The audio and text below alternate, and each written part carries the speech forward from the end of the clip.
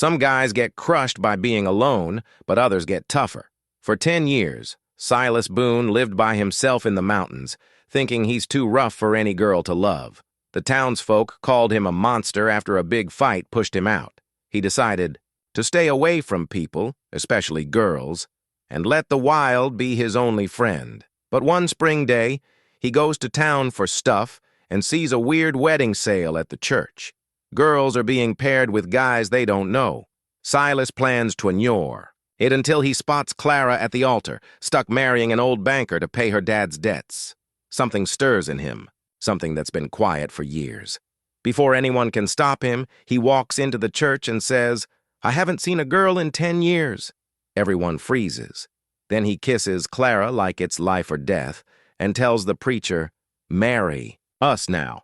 But can a mountain guy who's forgotten how to be soft win over a girl who's forgotten how to trust? Before we dive back in, tell us where you're reading from. And if this story grabs you, hit that subscribe button, because tomorrow I've got something super cool saved for you.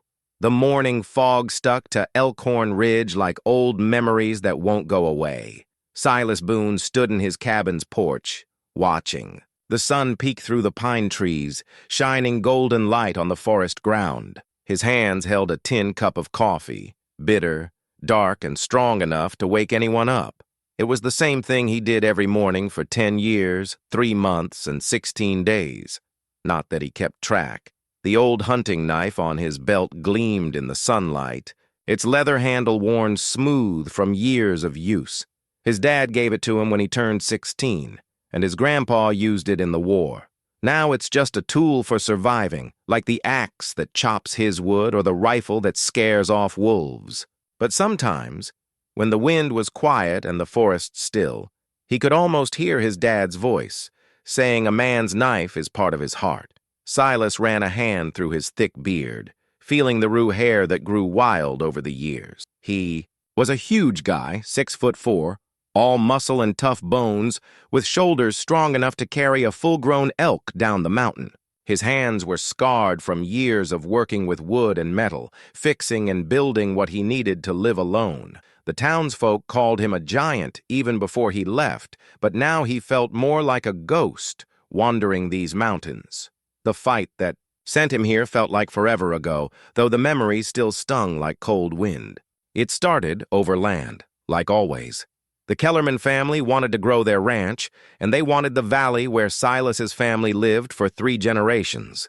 When his dad said no, the Kellermans got nasty, burned barns, poisoned cows, and one cold October night they came for his dad with torches and rope. Silas was 28 then, just married to a kind girl named Mary, who made awesome apple pie. He tried to do things right, going to the sheriff, showing proof, thinking justice would win.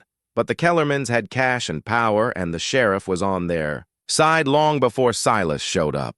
So when they came for his dad again, Silas was ready. He met them at the edge of his land with his grandpa's rifle and his dad's knife, and told them clearly to leave or stay and die on Boone land. The Kellermans chose wrong. 3 guys died that night, including old Jeremiah Kellerman. Silas stood over their bodies as the sun came up, blood on his hands and smoke rising from his burned barn. The sheriff showed up with half the town, and Silas saw fear in their eyes. Not respect, but the kind you feel for wild animals or crazy people. "You went too far this time, Boone," the sheriff said, hand on his gun. "Killing like that makes you as bad as them." "They came to my land," Silas answered, voice calm despite the storm in his chest. "They threatened my family. A man protects what's his." But the town had already decided. Mary left him that week, unable to handle the blood on his hands or the empty look in his eyes. She packed while he buried the dead and left town without a note. The message was clear. The man she married was gone, replaced by something darker and scarier. The rest of the town followed her lead. No one sold him stuff. No one hired him. Kids crossed the street when they saw him. In a month, Silas Boone became a scary story, a warning about good guys turning bad. So he packed what was left of his life into a wagon and headed to the mountains, following old hunting trails and deer paths until he found this spot, a bowl in the mountainside, guarded by steep cliffs, only reachable through a narrow path he could defend with one rifle. Here he built his cabin with his own hands, cutting logs and fitting them together like his grandpa did for the family home. The cabin was strong and warm, with thick walls and a stone fireplace that heated every corner. He built it to last, with windows facing south to catch winter sun, and a porch wrapping around two sides for summer nights when it's too hot inside. It wasn't fancy, but it was home, the first real home since Mary left. The years passed with the seasons and survival. Spring meant fixing the roof from winter damage and planting a small garden to go with his hunting. Summer was for chopping wood and saving meat. Long days of hard work that kept him too tired to think about his old life. Fall brought the harvest. And getting ready for winter's tough times, while winter tested his strength and patience. Long months when snow piled higher than his windows and the world shrank to his cabin, he learned to live with quiet. At first, it almost drove him crazy. No human voices, no laughter, nosmal sounds of people living together. He started talking to himself, then to animals that visited his clearing, and finally to the mountain itself, chatting with the wind and trees like they might talk back. But slowly, the quiet became a friend. It meant safety, being alone, and freedom to be himself without saying sorry or explaining. The mountain didn't judge him for the blood on his hands or the choices he made. It just accepted him as part of its world, another creature surviving in the wild. He almost believed this was enough, that a guy could live on being alone and self-sufficient, that he'd found peace in his exile. But then his supplies ran low. Coffee became more valuable than gold, and he knew he had to go to town, like it or not. 20 miles below, in the valley where Copper Creek ran fast and clear, Cedar Falls was waking up to a morning that would become the most famous in its history. Clara Wind stood in front of a cracked mirror in her boarding house room, looking at herself with eyes more tired than scared. The wedding dress was white satin, old and yellowed, smelling a bit like lavender and mothballs. It belonged to Mrs. Henderson, the banker's wife, who lent it out of what she called kindness. But Clara knew it was the cruel pity of someone who never knew real struggle. The dress was loose in some spots and tight in others, a constant reminder. This marriage wasn't her choice and never would be. She touched the silver locket at her neck, her dad's last gift before fever took him. Inside was a tiny photo of her mom, gone for 15 years, and a lock of hair from her baby brother, who lived only 3 days. It was all she had left of her family, and soon even that might be taken. Her dad, bless his soul, was a good guy, but a bad businessman.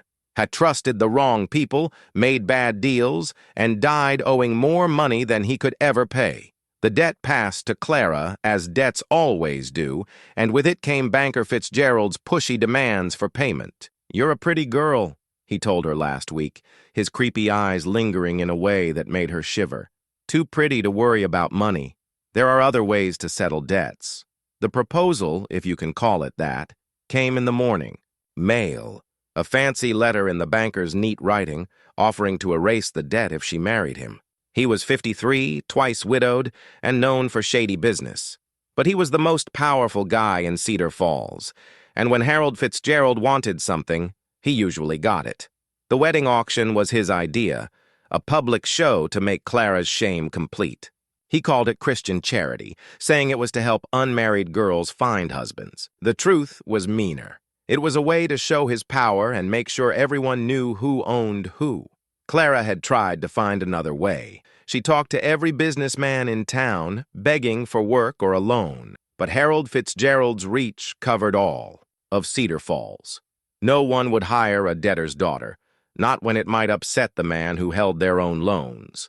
So here she stood, ready to walk down the aisle in a borrowed dress to marry a man she hated, all to pay for her dad's mistakes. The irony wasn't lost on her. Her dad always said, a girl should choose her own life, that she was too smart and strong to let any man decide for her. Yet here she was, about to become someone's property in all but name.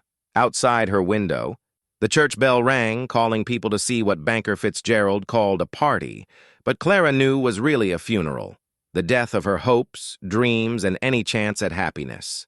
She closed her eyes and prayed to any god listening, not for rescue. She gave up on that weeks ago, but for strength to handle what was coming, to survive what came next, and to remember who she was, even when everyone forgot. The knock on her door came too soon, and Mrs. Henderson's voice called through the thin wood.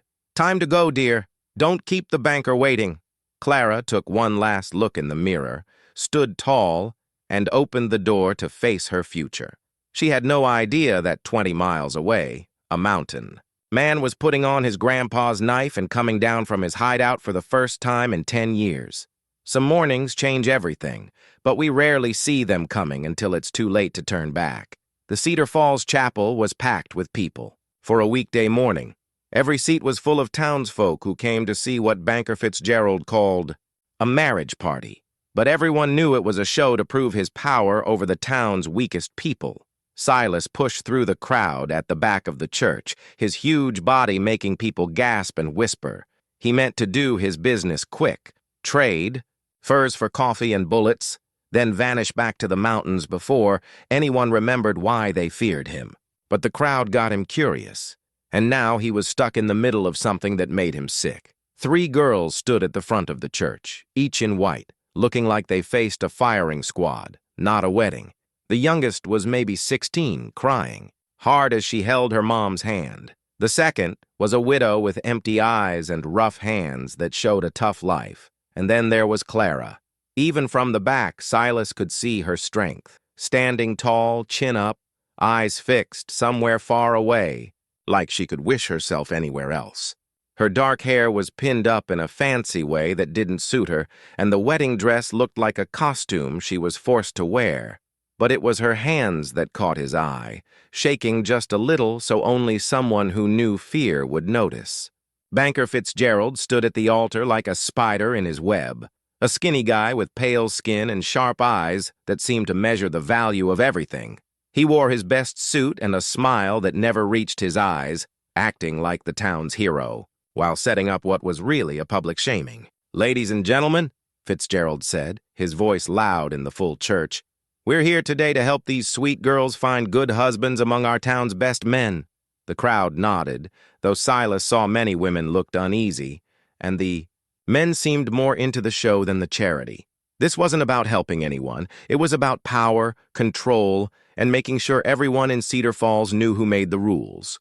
"Our first young lady is Miss Sarah Morrison," Fitzgerald went on, pointing to the youngest girl. 16 years old, a great cook, and good at all the home stuff. Her family needs a husband who can support her.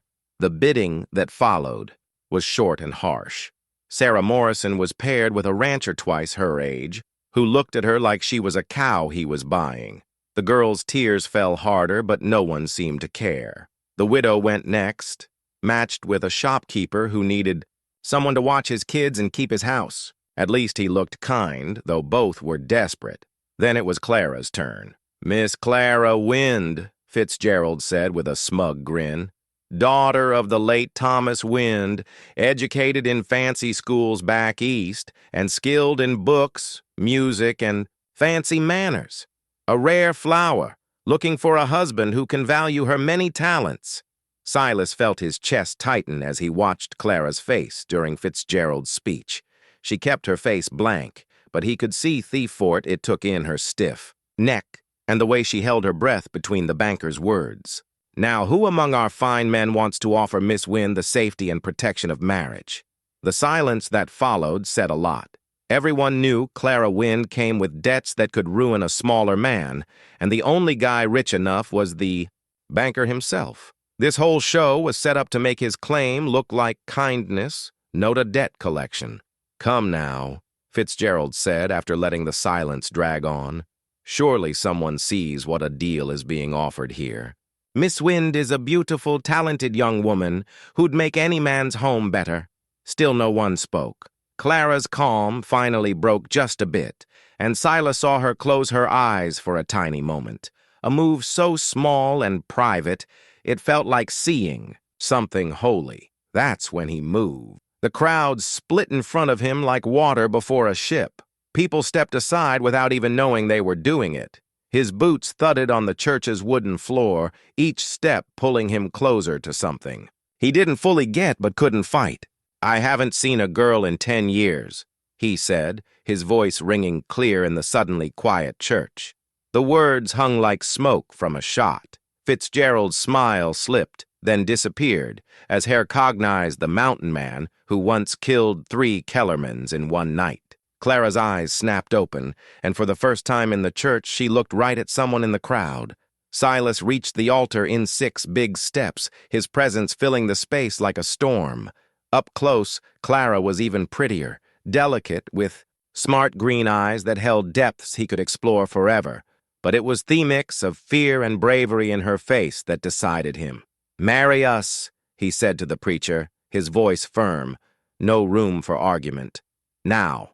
Before Clara could speak, before the crowd could react, before his own sense could stop him, Silas held her face in his big, rough hands and kissed her. It wasn't soft or shy. It was the kiss of a man starved for human touch for 10 years, who forgot what it felt like to touch someone with kindness instead of fighting. Clara froze in surprise, her hands pushing against his chest. But something in the kiss, maybe desperation or loneliness, or the way his rough look contrasted with how gently he held her, made her pause. For a moment, she kissed him back, her lips soft and warm against his. The crowd went wild. Women gasped, men shouted, and Banker Fitzgerald's face turned purple with anger. "You can't, this is wrong, she's already promised." To who? Silas turned to face the banker, keeping one arm around Clara's waist. "I didn't hear any promises. I heard a girl offered for marriage, and I'm saying yes." "She owes money," Fitzgerald sputtered. "Her dad's debts. How much?" The simple question cut through the banker's complaints like a knife. Fitzgerald's mouth opened and closed a few times before he named a number that made half the crowd gasp. Silas reached into his coat and pulled out a leather pouch heavy with gold coins. Payment for 10 years of furs he'd saved for a reason he didn't know until now. "Will this cover it?" He poured the coins onto the altar, gold shining in the morning light through the church windows. The silence that followed was total. Even the kids stopped squirming, sensing something huge was happening. Clara stared at the gold, then up at the stranger, who just paid her freedom with his life savings. "Who are you?" she whispered. "Silas Boone," he replied. "And if you'll have me, I'd like to be your husband." The preacher, a nervous guy named Father Mackenzie, who never learned about this in preacher school, looked from Silas to Clara to the angry banker and back. "Do you, Miss Wind, take this man to be your husband?" Clara looked into Silas's eyes, gray like storm clouds, but warm with something she couldn't name. Behind her, she could feel Banker Fitzgerald's fury like heat from a fire, and she knew if she said no, her fate was sealed. "I do," she said, her voice stronger than she felt. "And do you, Mr. Boone, take this woman to be your wife?" "I do," Silas said without waiting. Father Mackenzie's hands shook as he pulled out the marriage paper, his pen scratching in the quiet church. When it was done, when both their names were signed in black ink that tied them tighter than chains, he looked up with relief. "By the power given to me by Montana Territory, I pronounce you husband and wife." The marriage paper lay on the altar, ink still wet, a legal tie that changed both their lives forever. Clara stared at it, half expecting it to vanish, this paper that freed her from Banker Fitzgerald and tied her to a man she met 5 minutes ago. Silas folded the paper carefully and tucked it into his coat pocket, then offered Clara his arm. "Shall we go, Mrs. Boone?" The name hit her like a punch. Mrs. Boone, she was married to a stranger, a mountain man who spent his life savings to free her from another man's debt. The weight of what happened settled over her like a heavy blanket. But as they walked down the aisle together, past the shocked faces of her neighbors and the raging Banker Fitzgerald, Clara felt something she hadn't felt in months. Hope. It might be silly, it might be risky, but for the first time since her dad died, her future wasn't fully written by someone else's hand.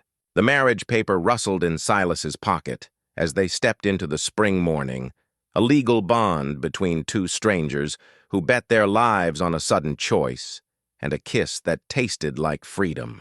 The trip up the mountain was quiet, broken only by the clip-clop of Silas's horse and the creak of wagon wheels over rough rocks. Clara sat next to her new husband on the wooden bench, her hands folded, feeling every bump that took her farther from all she knew. Her city shoes, fancy leather with tiny buttons and thin heels, were already bad for this life. They were made for fancy, rooms and church floors, not rocky mountain paths where one wrong step could twist an ankle. Already she felt them pinching, and they hadn't even reached his cabin. Silas seemed to notice her discomfort without looking. "Not much farther," he said, his deep voice clear over the wagon noise. "Another hour, maybe less." Clara nodded, not trusting her voice. The reality of what she'd done, what they'd both done, was sinking in like mud, settling in water. She was married to a man she hadn't talked to before today, heading to a place she'd never seen, to start a life she couldn't picture. The mountain air was thin and cold, carrying smells she didn't know. Sap, wildflowers, and something like snow, even though it was spring. The forest closed in around the narrow trail, with old trees that stood before her grandpa was born, their branches so thick they blocked the sky. "You're not what I expected," Clara said, the words slipping out before she could stop them. Silas glanced at her, one eyebrow raised. "What did you expect?" "I don't know. Someone more—" She waved vaguely, searching for words. "More rough, I guess.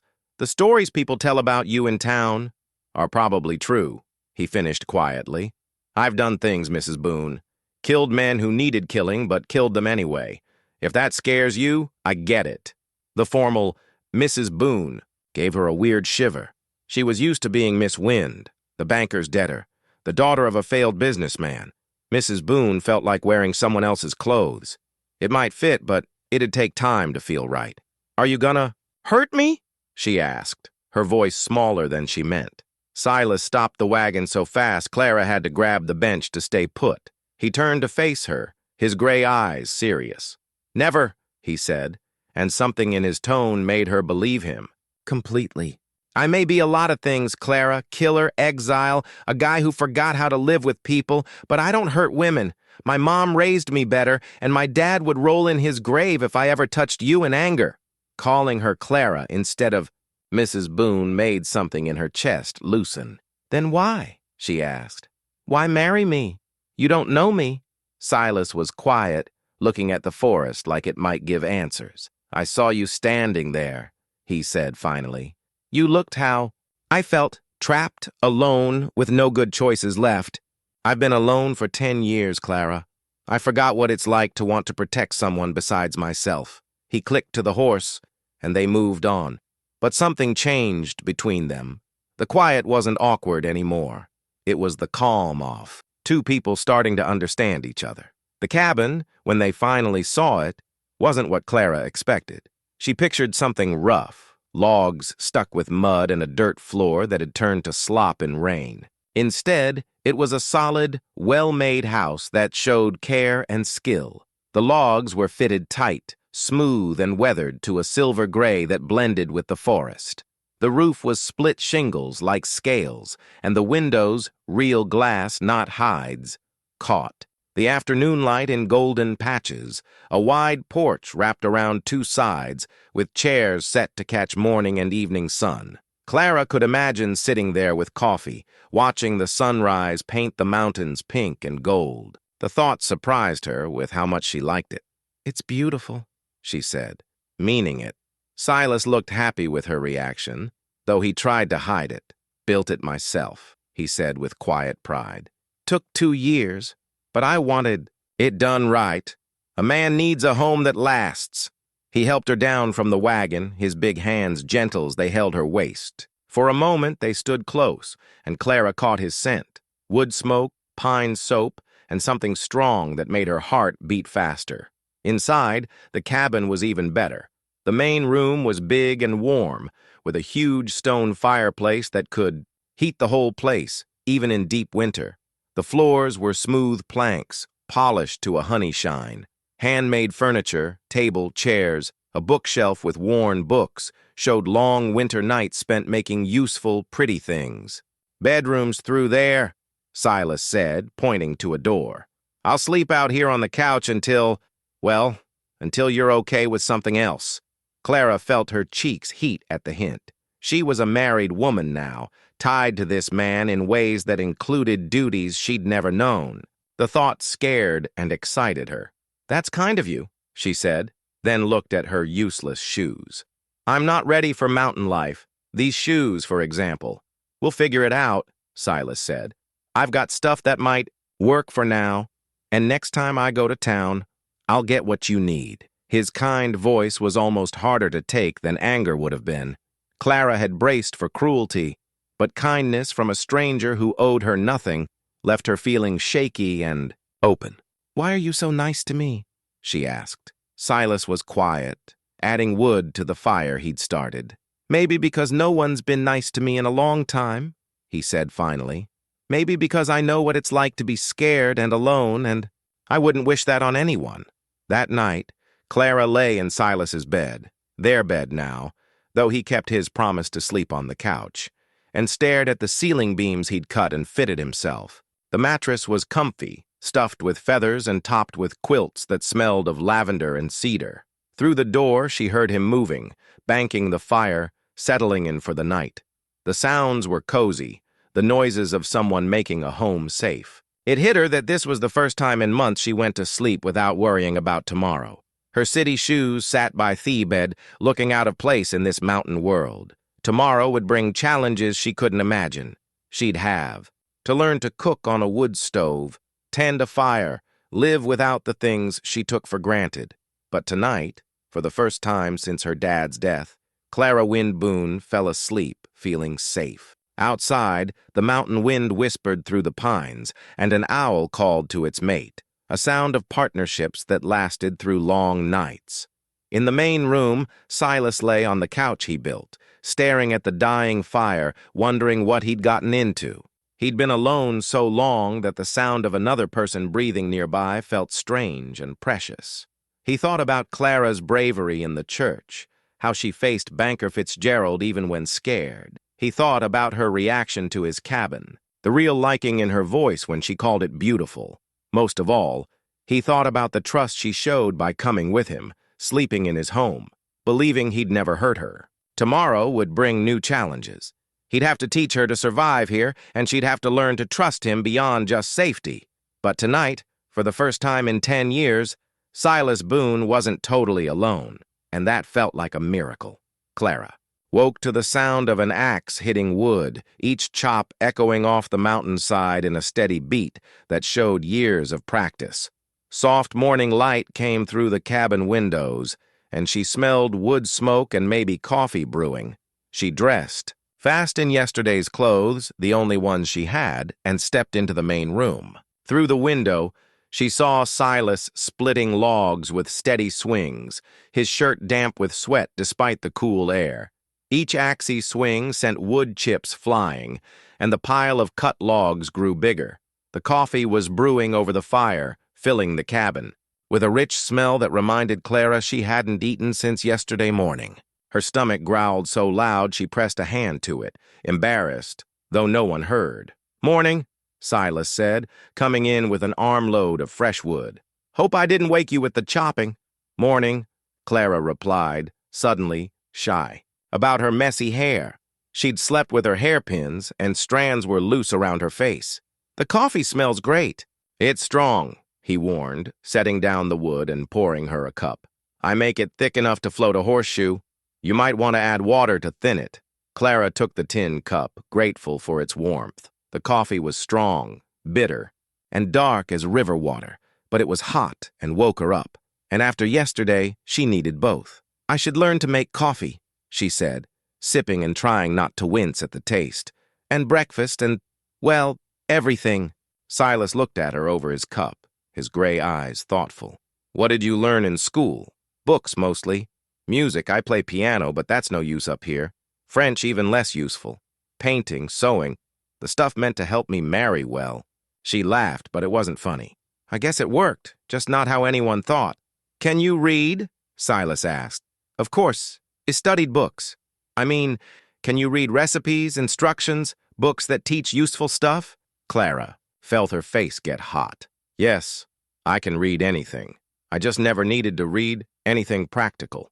Silas nodded and went to a wooden chest in the corner. He pulled out a thick, worn book with cracked leather. This was my mom's, he said, handing it to Hare. She wrote in it for 30 years, recipes, remedies, house tips, anything worth passing on. Clara opened the book carefully, respecting its age. The pages were filled with neat handwriting in faded ink, bread measurements, meat-preserving tips, cures for headaches to broken bones. In the margins, someone added notes, the wisdom of a woman who knew how to make a home in tough times. "It's beautiful," Clara said, touching a page titled Sourdough Starter, Never Let It Die. She must have been amazing. She was, Silas said quietly. Came here with my dad when this was still wild. Raised 4 kids, buried 2 before they grew up. Never complained, never gave up, never let hard times break her. His voice had a softness when he spoke of his mom, so different from his tough reputation. Clara looked up from the book to see him watching her with a look she couldn't read. "What happened to her?" she asked. "Fever took her when I was 25. Same winter that killed half our cows and froze the wells. Dad said she just got tired of fighting and let go." He paused, then added, "I think she'd have liked you." The simple words hit Clara harder than any big speech. This man barely knew her, yet thought his mom would approve. "I'll try to be worthy of her book," Clara said, closing it carefully and holding it like a promise. The morning passed with small lessons. Silas showed her how to keep the fire going all day, how to adjust the stove's damper to control heat, how to tell when coffee's ready by its bubbling sound. Clara was eager but new, burning her first biscuits, making coffee so weak it was barely brown and filling the cabin with smoke when she messed up the damper. But she listened to Silas's gentle fixes and tried again, and by afternoon she made something like a real meal. "Not bad for a first try," Silas said, eating a slightly burned biscuit. "My first cooking lasted 3 days and nearly killed me with food poisoning." Clara laughed, her first real laugh in months. "You're being nice. These biscuits could fix roof holes." "Maybe the next batch," Silas said seriously, making her laugh again. As the day went on, Clara felt herself relax in ways she didn't expect. There was something calming about the rhythm of house tasks, the simple joy of learning to use her hands. More than that, Silas's patient teaching and quiet humor felt healing. He never made her feel dumb for not knowing things he did naturally. When she struggled with the tricky stove, he showed her how to listen to the fire's sound. When she couldn't heat water evenly, he explained where to place the pot. Always patient, always kind, never talking down. It was late afternoon when Clara found something that changed things between them. She was exploring the cabin while Silas was outside with his horse, getting to Nowhere New Home, when she opened a wooden chest at the bed's foot. Inside, folded neatly and smelling of cedar and lavender, was the prettiest quilt she'd ever seen. It had interlocking rings in blue and gold that seemed to glow. Every stitch was perfect, every seam exact. The work of someone who put love and skill into every inch. "That was my mom's wedding quilt," Silas said from the doorway. Clara hadn't heard him come in, lost in the quilt's beauty. "I'm sorry," she said, starting to fold it. "I shouldn't have." "It's okay," he said, sitting on the bed beside her. "She said it was meant to be used, not hidden. She made it the year before she married my dad, worked all winter by candlelight." Clara ran her fingers over the stitching, picturing the young woman who made this for her wedding night. "The work is amazing. She must have been so talented." "She was," Silas agreed. "She said a quilt was like a marriage, lots of small pieces that don't mean much alone, but put them together with care, and they become something beautiful and strong enough to last forever." The words hung between them, full of meaning. Clara looked up to see Silas watching her with a look that made her breath catch. For a moment, she thought he might reach for her, might close the gap and turn their marriage of need into something real. Instead, he stood and headed to the door. "I should check the horse," he said. "Dinner in an hour." "Yes," Clara said, her voice small. "I'll try not to burn anything." After he left, Clara sat with the quilt across her lap, thinking about marriages and patience, and how beautiful things can grow from pieces that seem unrelated. She thought about how Silas spoke of his mom, the care he took building this cabin, the trust he showed sharing her book and quilt. Most of all, she thought about the look in his eyes that made her heart race, hinting their deal might become more than practical if they were brave enough. Outside, Silas brushed his horse more than needed, trying to make sense of what happened. Clara looked so right, sitting on his bed with his mom's quilt, like she belonged in a way beyond papers and deals. He wanted to kiss her again, properly, without the desperation of their first meeting. He wanted to tell her she was beautiful and brave, and he was thankful for her in ways he couldn't say. But it was too soon, too much, too likely to scare her off. She'd trusted him enough to come to his mountain, sleep in his home, try to build something from their broken lives. The least he could do was give her time to decide if she wanted more than safety and shelter from their strange marriage. Time, he told himself, brushing the horse in steady strokes. They had all the time to see what might grow between them, like seeds in good soil, finding their way to light. 3 days into their marriage, the first wanted poster showed up. Clara was hanging laundry on a line Silas strung between pines when she saw him coming up the trail, face grim, holding a paper that fluttered like a trapped bird. "What is it?" she asked, though his look told her she wouldn't like the answer. Silas handed her the poster without a word. Her face stared back from a rough sketch. Not perfect, but clear enough. Below, bold letters said, "Missing. Clara Wind, last seen with dangerous fugitive Silas Boone. Reward for info leading to her safe return." "Fugitive?" Clara said, looking at him. "Is that what you are?" "Apparently," Silas answered with bitter humor. "Fitzgerald's been busy. He's got the territorial marshal involved and half the men in 3 counties looking for us." Clara studied the poster, noting the fine print. "He's offering $500, she said. "That's more than most folks here see in a year." "I know." Silas took the poster and crumpled it in his fist. "We need to talk about what this means, Clara, for both of us." They sat on the porch steps, the morning sun warm on their faces, as Silas explained what the poster meant. Banker Fitzgerald had friends all over the territory, and he didn't take losing well. He'd convinced the law Clara was kidnapped, taken by a known killer who might do anything to stay free. "But we're legally married," Clara argued. "The marriage paper won't matter if they say I forced you," Silas said. "Fitzgerald's probably got people ready to swear I threatened you, and my reputation won't help us." Clara felt a chill not from the mountain air. "What are you saying?" "I'm saying if they find us, they'll arrest me for kidnapping and worse. And you?" He paused, his jaw tight. "They'll take you back to whatever Fitzgerald has planned for shaming him in front of the town." The truth hit her hard. They weren't just a new couple learning to live together. They were fugitives, hunted by men with guns and badges who thought they were right. "How long do we have?" Clara asked. "Hard to say. This mountain's tough to find if you don't know the way, and there are only a few trails up here. But if they bring enough men and supplies," he shrugged, "could be days, could be weeks. Depends how bad Fitzgerald wants you back." Clara thought about the banker's cold eyes and creepy smile, how he looked at her like something he owned. "He wants me back real bad," she said quietly. That afternoon, Silas started teaching Clara a different kind of survival. He showed her how to load and shoot his spare rifle, how to aim and pull the trigger without jerking. "I can't," Clara said after her first shot missed the target by a mile. "I've never hurt anyone." "You're not planning to hurt anyone," Silas said calmly. "You're learning to protect yourself if someone tries to hurt you. That's different." He set up a target, a tin can on a fallen log that shone in the afternoon sun, and stood behind her.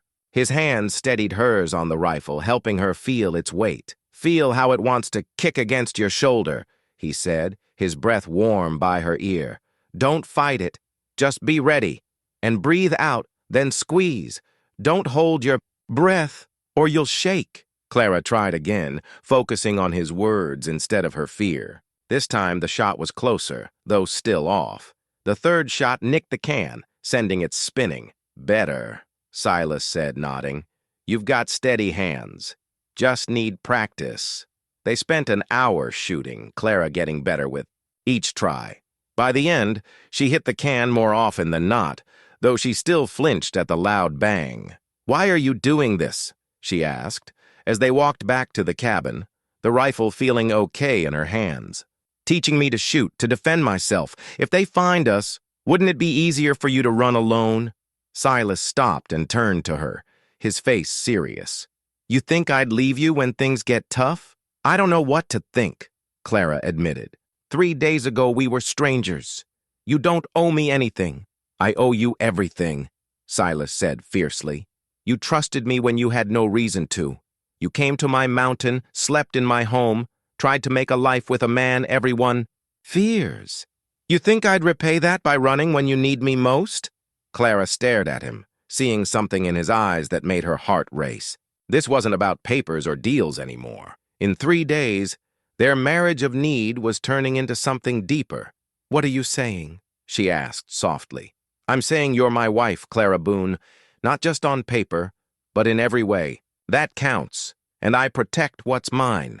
The strong edge in his voice should have scared her, but it sent a warm shiver through her. She'd spent months feeling helpless at the mercy of others, but standing here with a rifle and a man who'd fight the world for her, Clara felt something new since her dad's death: power. That evening, they sat by the fire, planning their defense. Silas drew a rough map of the paths to the cabin, marking narrow trails and spots where a few good shots could stop a bigger group. "We've got the advantage up here," he said, pointing to defensive spots.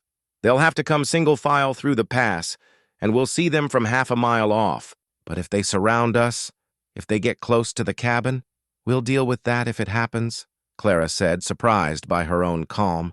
"How many men will Fitzgerald send?" "Depends how much he's willing to pay. Bounty hunters aren't cheap, but if he wants to win," Silas shrugged. "Could be 3 men or 30. Clara studied the map, trying to think like a planner, not with feelings. "What about supplies? If we're stuck here, we'll need food, water, bullets." "Food and bullets we've got plenty of," Silas said. "Water might be trouble if they cut off the spring, but there's a system under the cabin that'll last a week or 2 if we're careful." They talked late, planning for things neither wanted to think about, but Clara felt the change between them. They weren't strangers sharing a cabin anymore. They were partners, a team against a common enemy. When they went to bed, Silas paused at the main room's door. "Clara, if something happens to me, if they get past our defenses, there's a stash under the floorboards by the stove. Gold, bullets, supplies to get you to Canada if you have to run." "Nothing's happening to you," Clara said firmly. "But if it does, we face it together." She cut him off. "I'm not running, Silas. This is my home now, too, and I'm not letting Fitzgerald or anyone take it." Silas looked at her, and Clara saw something in his eyes that caught her breath. Gratitude, yes, but maybe love. "Good night, Mrs. Boone," he said softly. "Good night, Mr. Boone," she replied, and for the first time since their wedding, the name felt natural. In their room, Clara lay awake, listening to the mountain's night sounds, thinking about how 3 days changed her life. She wasn't the helpless debtor's daughter anymore. She was Clara Boone, wife to a mountain man, defender of her home, a woman with a rifle and the know-how to use it. Outside, an owl called, and a wolf howled far off. But inside the cabin, safe in thick walls with a man who'd sworn to protect her, Clara felt safer than in months. Tomorrow would bring challenges, and the crumpled wanted poster in Silas's pocket reminded her their troubles weren't over. But tonight, Clara let herself believe they might survive this. Not just as people, but as a couple choosing to face everything together. A week passed calmly. Clara got used to mountain life fast, waking before dawn to tend the fire and make breakfast, while Silas checked snares and trails. Her city shoes were shoved in a bedroom corner, replaced by sturdy elk-hide boots Silas made, soft leather fitting her feet perfectly. She was grinding coffee beans on the porch when she saw Silas frozen at the clearing's edge, body tense, holding a spyglass, scanning the valley below with sharp focus. "What is it?" Clara asked, setting down the grinder and joining him. "Riders," Silas said, not lowering the spyglass. 3, maybe 4, about 2 miles down the main trail. They're acting casual but checking every path like they're hunting something specific. Clara's heart raced. Are they coming here? Not yet, but they're close to the turnoff to our trail. Silas folded the spyglass and tucked it into his belt. We need to be ready. The next hour was fast and focused. Clara loaded both rifles while Silas hid anything outside that showed they were there.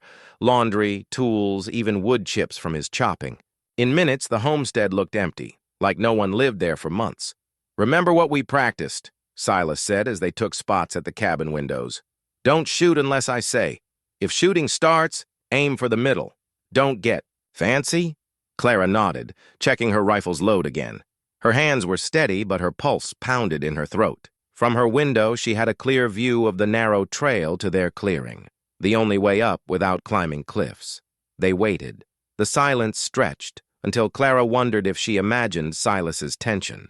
Then she heard it, soft hoofbeats on the rocky trail, saddle creaks, and low men's voices. "Stay calm," Silas whispered from his window. "Let me talk." 3 men came out of the trees, leading their horses up the steep final path.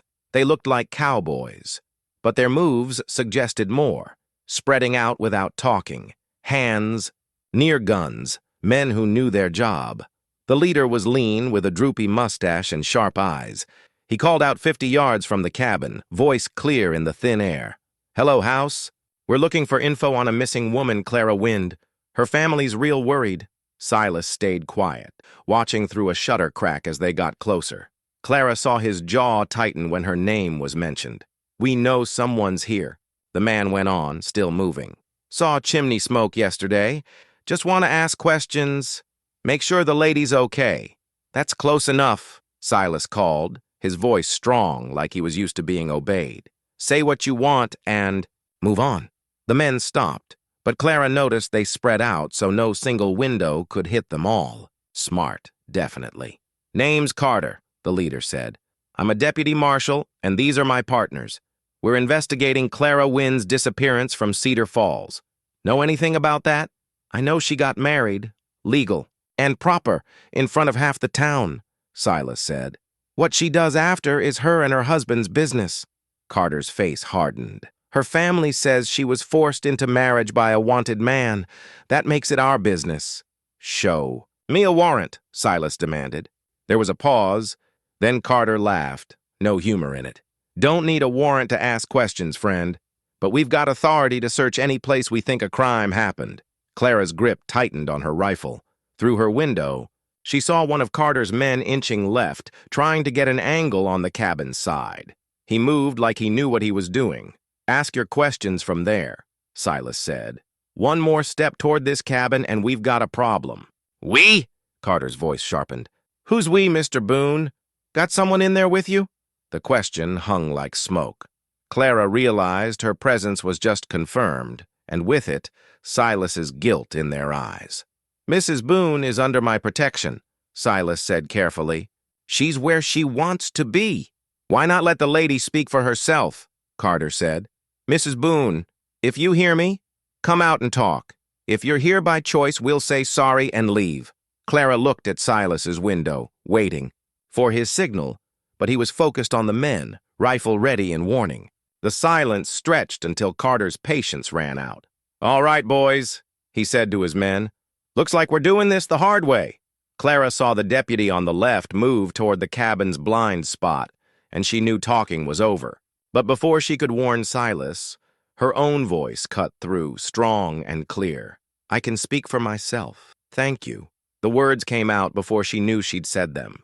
Through her window, she saw all 3 men turn toward her voice, hands on their guns. "Ma'am," Carter called, trying to sound kind. "Are you Clara Wind?" "I'm Clara Boone," she said, stressing the name. "And I'm exactly where I choose to be." "Your family's worried, ma'am. They say you were forced to marry against your will." Clara felt a hot flash of anger. "My family's dead, Mr. Carter. The only one worried was Harold Fitzgerald, and he cared more about money than me." "Be that as it may," Carter said, "we've got reports you might be in danger. Come out so we can see you're okay. So you can drag me back to Cedar Falls and hand me to the banker who tried to buy me like a cow." Clara's voice had a sharp edge that even surprised Silas. No thanks. She felt the men's attitudes shift, their casual act turning hard and focused. They expected a scared girl, thankful for rescue. Instead, they found a woman defending her home. "Mrs. Boone," Carter said, dropping the friendly tone, "I'm gonna have to insist you come with us. There are big questions about your marriage that need answering in court." "The only big question," Clara shot back, "is why three armed guys think they can barge onto private land and threaten a married woman." Silas's shoulders shook slightly. He was trying not to laugh despite the danger.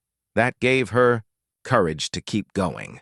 "But if you're worried about me," she added, "know I've learned to shoot real well up here. And unlike my husband, I don't have a reputation for mercy." The threat hung in the air like a storm coming. Carter and his men traded looks, rethinking their plan. "All right, Mrs. Boone," Carter said finally. "You've made your point, but this ain't over. People in Cedar Falls won't take your word, and they've got the law." "Then let them come with real warrants," Clara replied. "Next, time. Bring more men." Carter's face went red, but after a moment he signaled his men. "Mount up, boys. We got what we came for." As they rode off, Clara's legs shook from the adrenaline. She'd just threatened three armed lawmen, defended her home like a fort, and found a boldness she didn't know she had. "That," Silas said from across the room, his voice proud, "was amazing." Clara looked at his window, seeing his face clearly since the standoff started. His eyes held something deep that caught her breath. Not just approval, but something more. "Was it dumb?" she asked. "Probably," Silas admitted, "but brave and exactly what needed saying." He stepped from the window, rifle still in hand, but not ready to shoot. "They'll be back, though, with more men and better plans." Clara nodded, knowing this was just the first test of their fight to stay together. "How long do we have?" "Days, maybe a week if we're lucky." Silas moved toward her, face serious. "Clara, what I said about hiding places to run—" "I told you," she cut in.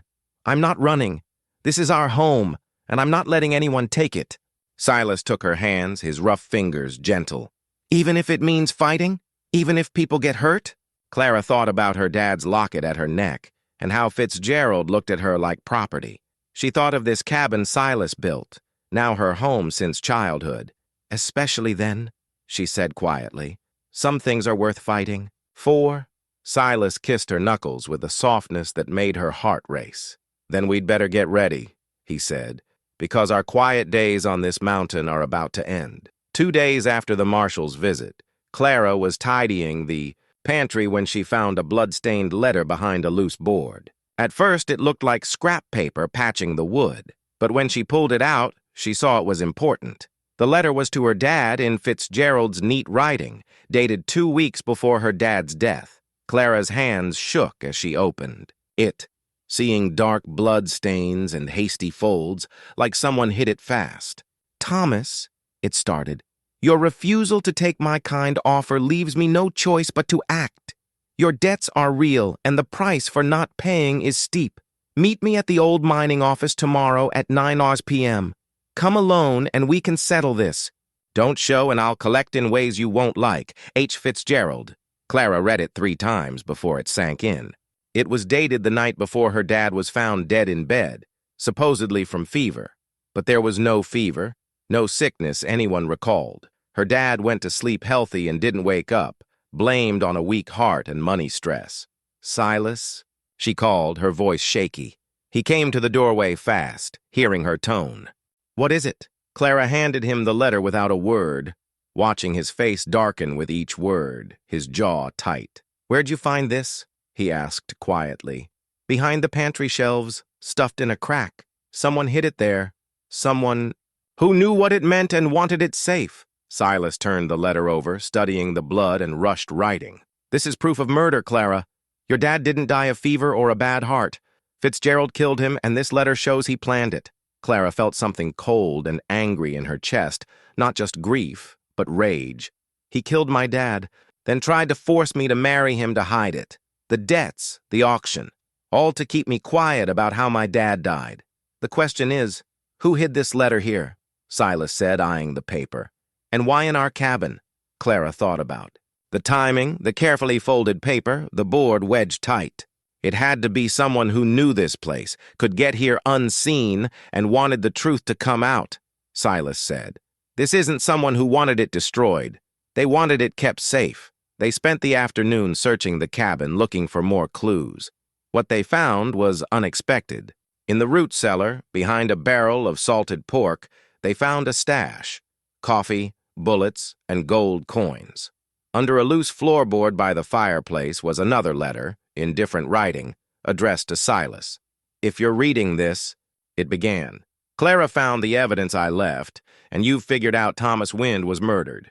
I'm Jacob Morrison, night clerk at Fitzgerald's Bank. I saw things I shouldn't. By the time you read this, I'm likely dead. But I wanted the truth out." Clara gasped. "Morrison? That's the girl from the auction. Sarah Morrison's dad." "His daughter," Silas said grimly, reading on. "He says Fitzgerald killed your dad because Thomas found out the banker was stealing from the town's emergency fund. Your dad threatened to tell, so Fitzgerald lured him to a meeting and poisoned him with arsenic." The letter listed other crimes, fake loans, unfair foreclosures, and years of theft and fraud. Jacob Morrison had tracked it all, keeping records while Fitzgerald thought he was just a harmless old man cleaning the bank at night. Morrison knew he was in danger, Silas said, finishing the letter. Fitzgerald was getting suspicious, asking who saw the bank records, so he gathered evidence, hid copies in places, and waited. "But why here?" Clara asked. "Why our cabin?" The answer was in the letter's last part. "I've heard stories about Silas Boone, about the Kellermans, and why he went to the mountain. People call him a killer, but I knew his dad, and what kind of man raised him? If I die, I trust the mountain man will do right by my evidence and my daughter. There's no law in Cedar Falls Fitzgerald can't buy, but there's justice in men who protect the innocent." Clara felt tears as she thought of Jacob Morrison, a quiet clerk who risked everything to expose a corrupt banker. "He died to save his daughter from my fate." "And he did," Silas said, folding the letter. "Sarah Morrison got matched with a rancher, not Fitzgerald. He made sure his daughter had a way out, even if he couldn't save himself."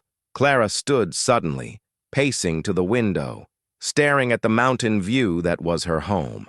"We have to go back," she said quietly. "What?" "We have to go to Cedar Falls. This evidence isn't just about my dad anymore. It's about every family Fitzgerald hurt, everyone he cheated or killed. We can't hide while he keeps hurting people." Silas studied her against the window light. "Going back means facing those marshals again. It means walking into a town where half think I'm a fugitive and the other half fear Fitzgerald." "I know," Clara said, turning to him. "But it also means clearing our names and making Fitzgerald pay for what he's done, not just to us, but to everyone. It's dangerous, Clara. More than staying here and defending our mountain." Clara walked to him, taking his hands. "You said some things are worth fighting for. This is one. Justice for my dad, protection for people like Sarah Morrison, and the right to live without fear of fake warrants." Silas looked at her, seeing her strength grow over their weeks together.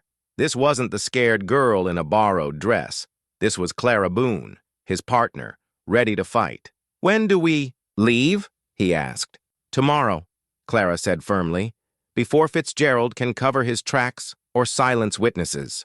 That night they prepared with care. Clara packed the evidence in a waterproof pouch, including both letters and Morrison's documents. Silas cleaned and loaded their weapons, checking every part and counting bullets twice.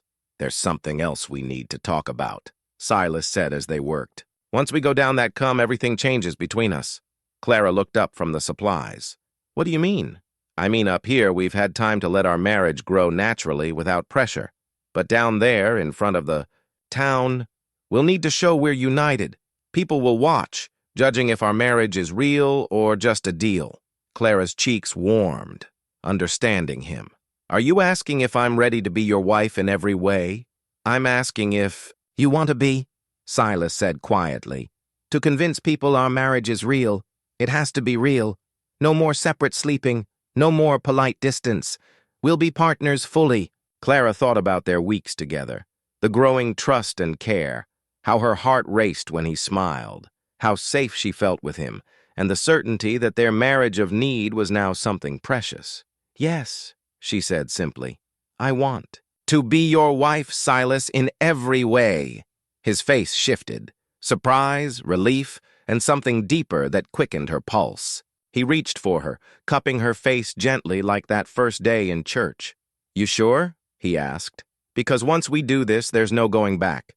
You'll be mine, Clara, and I'll be yours. No marshals or bankers can change that." "I'm sure," Clara whispered, standing on tiptoes to meet him. Their second kiss was different, slow, deliberate, private, the kiss of two people choosing each other with full understanding. When they parted, Clara felt complete in a way she'd never known. Tomorrow held danger, but tonight they were husband and wife, bound by choice and a love grown in mountain air like wildflowers in rocky soil.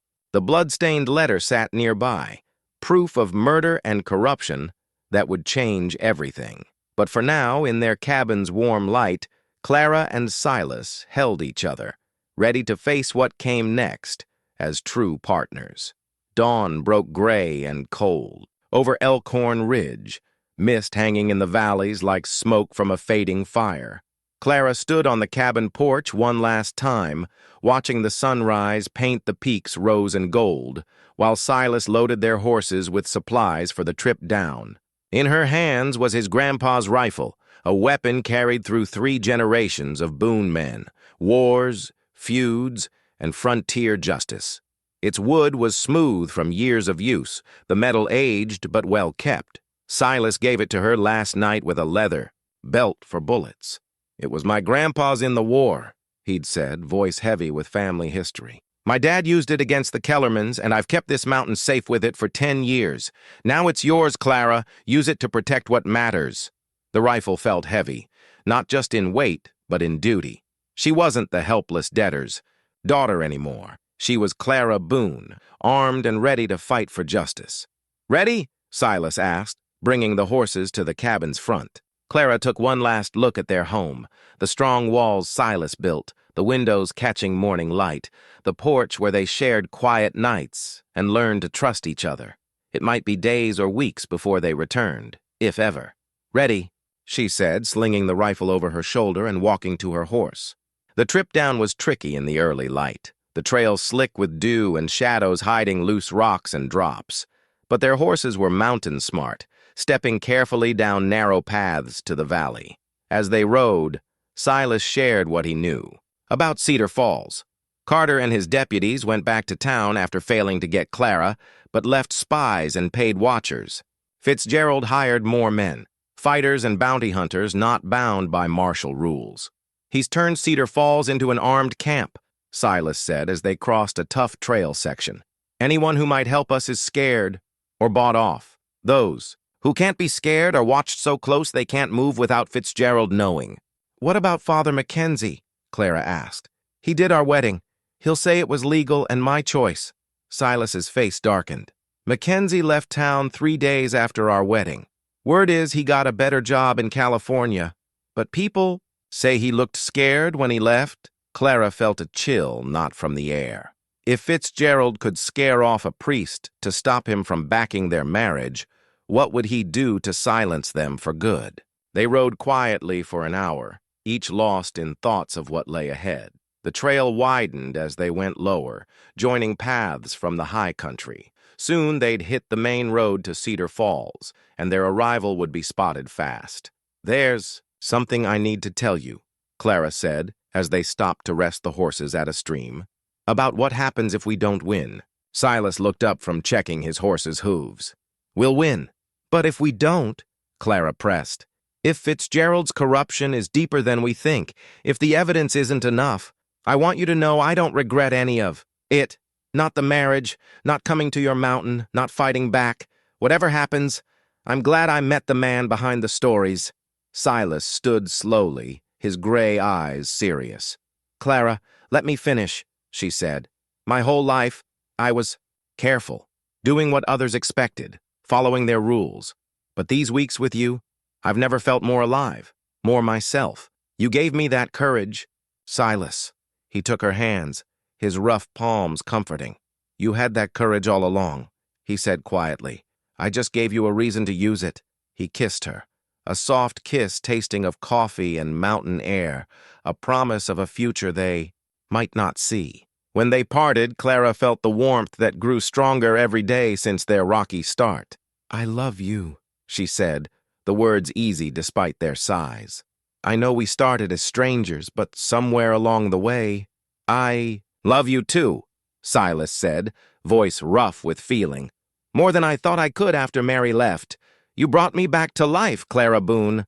They held each other by the stream, surrounded by the wild that was their safe place, ready to leave it for a fight that would decide their fate and others, too. The final approach to Cedar Falls needed careful planning. They couldn't ride in during daylight, too many watchers, and Fitzgerald's men would shoot first.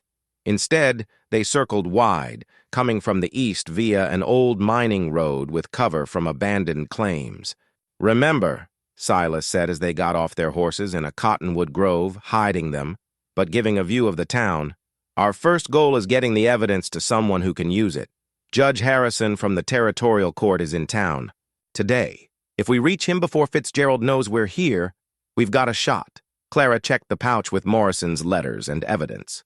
"And if we can't reach the judge, then we make sure the whole town hears us," Silas said grimly. "Sometimes public opinion is the only justice you get." They watched the town from their hiding spot, noting armed men at key spots. Fitzgerald had turned Cedar Falls into a fortress, with guards at the hotel where Judge Harrison stayed, watchers on every road, and suspicious men near the church, store, and gathering spots. "It's like walking into a trap," Clara said, watching a man with a rifle pace by the hotel. "Every trap has a weak spot," Silas said, lowering his spyglass. "Fitzgerald hired pros, but they don't know this town like we do. They're watching obvious paths, but there are other ways in." As evening came, they set their plan. Clara would go first, using old mining tunnels to the basement of Morrison's house, empty since the clerk's death. From there, she'd get to the hotel and try to reach Judge Harrison.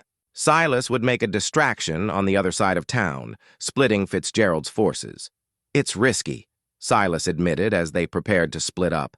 "If something goes wrong, if they catch you before you deliver the evidence, then—" "You keep fighting without me," Clara said firmly. "This is bigger than us now, Silas. Too many people suffered from Fitzgerald's crimes." Silas cupped her face, eyes intense in the dusk. "Promise me something," he said. "If it's justice or survival, choose survival." "I can't lose you, Clara, not now when I've found what living means again." "Only if you promise the same," Clara replied. "We both go home to our mountain or neither of us does." They sealed it with a kiss full of determination and fear, then started their move to the town holding their fate. Clara's trip through the tunnels was a nightmare, crawling through tight spaces, following Silas's directions from childhood memories 30 years old. The tunnels smelled of wet dirt and rot, and she had to stop to calm her breathing when the rock above felt crushing. But it worked. She came out in Morrison's basement as darkness fell over Cedar Falls, her clothes dirty, hands scraped from, climbing over broken beams. The house was empty and cold, windows dark, filled with the ghost of a man who died doing right. From there, Clara saw the hotel where Judge Harrison stayed. Lights glowed in windows, with guards at both entrances. Getting in would take timing, luck, and a desperate plan. Meanwhile, Silas prepared his move on the other side of town. His grandpa's rifle was loaded with enough bullets for a small army if needed. But he planned distraction, not fighting unless forced.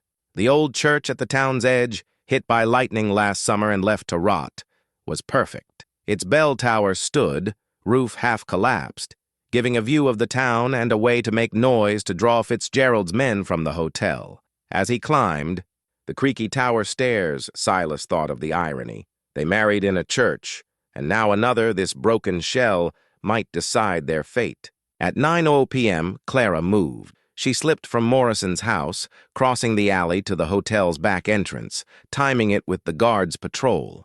The door was locked, but the window beside it was latched, and she was small enough to slip through quietly. The back stairs led to the second floor, where Judge Harrison stayed, per the register she glimpsed.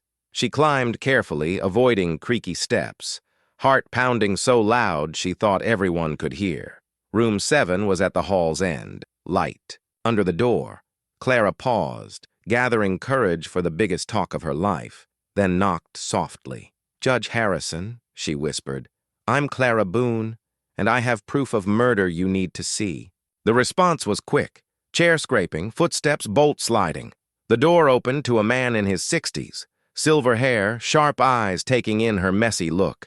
"Mrs. Boone," he said quietly, "I wondered when you'd show up.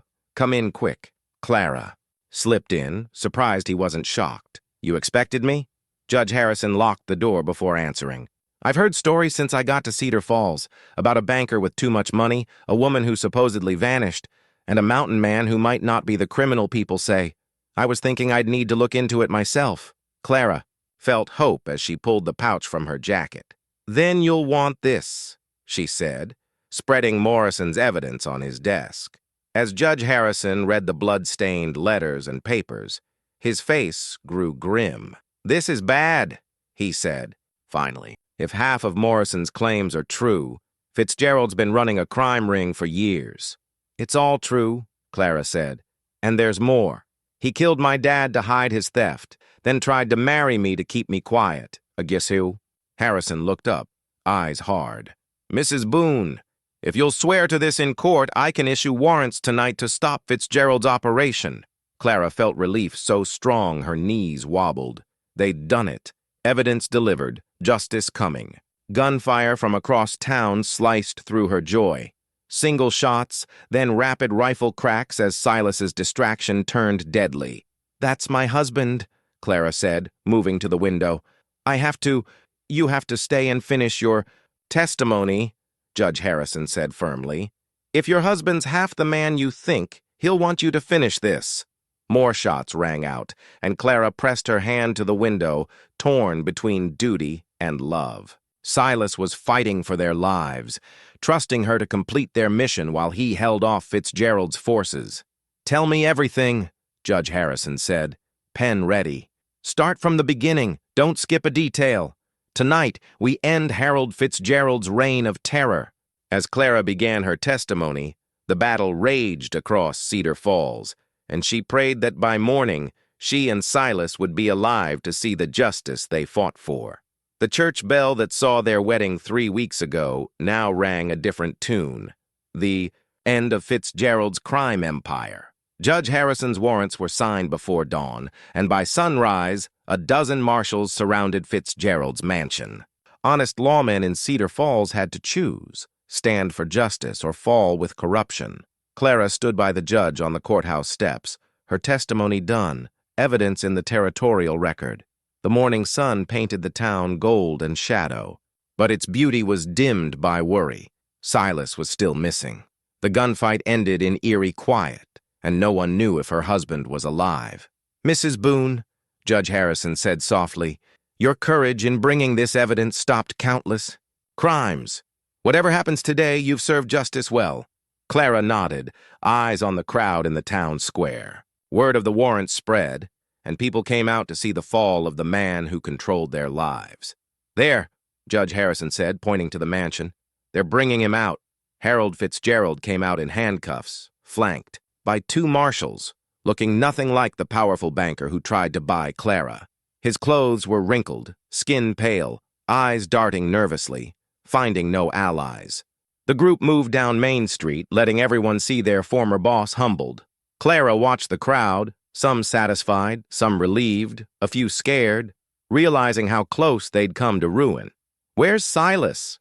Clara asked Marshal Carter, who turned out to be an honest lawman once Fitzgerald's crimes were exposed. "Still looking, ma'am," Carter said, apologetic.